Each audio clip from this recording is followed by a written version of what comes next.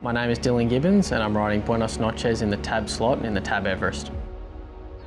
I always wanted to be a jockey. There was never anything else in my mind. I just wanted to be a jockey from day one, and everything was racing. Anything I could turn into racing, I would. So little toys of horses, and I'd somehow find something to set up as barriers, and I'd line them up in a race, or I'd even get little Hot Wheels cars and one out, one back, and one box seat. And even on my rocking horse at home, that poor thing had a race saddle on and some race reins. I'd had Dad's old silks cut down to my size. I had his old boots, goggles, Granddad's colours. I'd dress up and I'd put the races on and I'd ride the race with him. And yeah, I was just sick for the game from a long way. How I started, I was pretty lucky. Obviously, Dad had a great connection with Kris and all his owners, and from there, I was fortunate enough to get a go with Kris, and I probably wasn't as improving as sharply as I needed, and in doing so, I was fortunate enough to go to Cody Morgan's for about a month or two and really learn a lot there, and same with Wayne Wilkes. I spent probably a month or two with him as well, and in going out there, it sort of put me out of my comfort zone and really furnished into what I am now.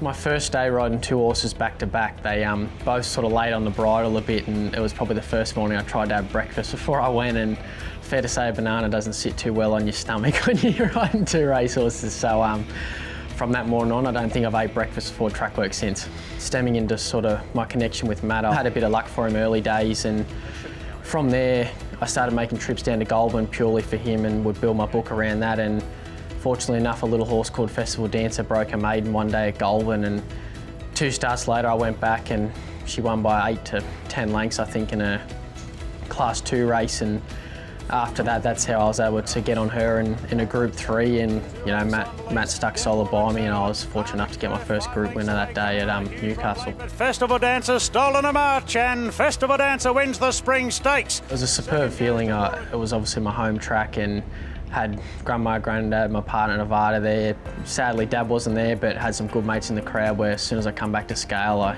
turned the corner and they were there layering up straight at me. And then to come back, see Grandma and Granddad, and yeah, it's still an emotional day to think about right now. So may have been a Group 3 and I've been fortunate enough to have a bit more success, but that won't always hold a special place.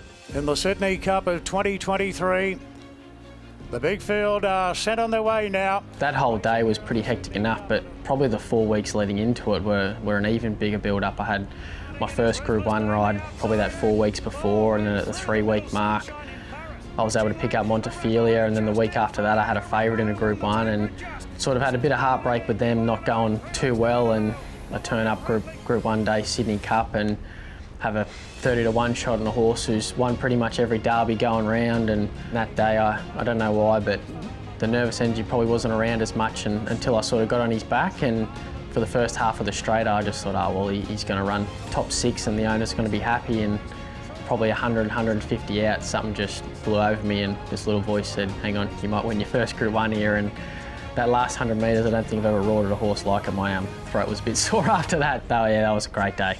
Explosive Jack over the top, won the Sydney Cup. It's funny the way it come up with Buenos. I was one day just walking back after a race at Randwick, and Matt was walking alongside me and probably hadn't seen him in a week or two, and I just said, hey Matt, how you going? He said, hey mate, and next minute he goes, oh, hang on a second, can you come here? And he dragged me aside and he goes, oh, my good horse Buenos Noches, I'm just having a chat with the owners. I'm trying to get you on him because I know you'll be able to stick with him for the prep. And I just went, oh, that's pretty cool. And from there, I gave my manager a heads up, and probably a week later, he rang up, confirmed it. And then first up, he was able to be nice and dominant. And from there, it's helped us get an Everest slot. Hey, Buenos Noches looking for that Everest spot, and that's a big help today. To get a ride in the TAB Everest, it's crazy. You just haven't seen the likes of that money before and the magnitude of it. I've been in the stands and stood on the fence to watch the TAB Everest, and I watched Classique Legend, Giga Kick, and the crowd. It's nothing like you've ever heard before, and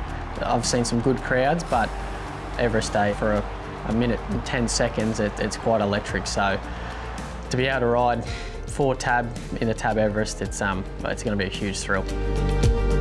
I think what sets him apart is he's obviously done so much in a short time, but he hasn't had many starts. He's still learning his race craft, and he's just electric.